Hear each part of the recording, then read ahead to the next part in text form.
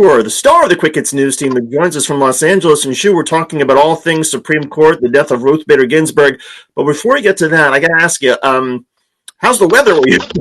What's it smell like in LA right now? I mean, smoky, but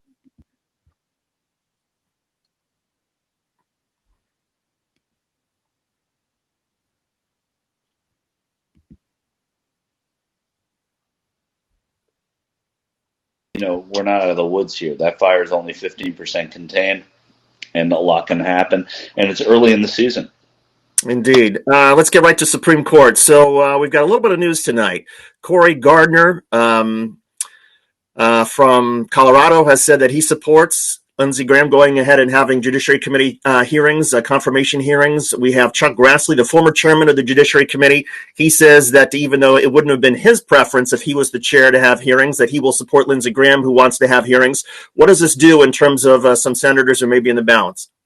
Well, I mean, I think that they both, for different reasons, have an effect on what's happening here in terms of the Democrats needing 4 senators to break from the majority there. Now, again, on the Judiciary Committee, that's their own business. Whether or not it gets to the floor and whether or not they have an up or down vote on a nominee, you could use the four senators there. Also, the timing matters. Are they going to try and do this before the election, or are they going to do it after the election? And then I think you may see a difference in the way the demeanor of the Senate.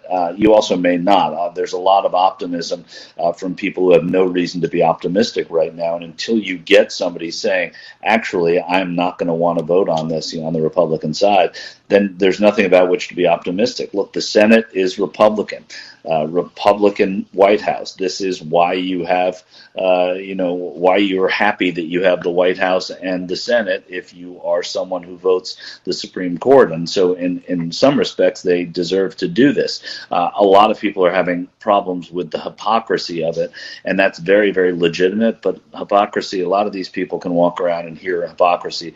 Every U.S. senator has heard about themselves being a hypocrite before, and it sort of falls off their back. To us, to people, to journalists, to citizens, hearing about hypocrisy sounds terrible. To people who are in elected office, they're constantly being called hypocrites, even if they're not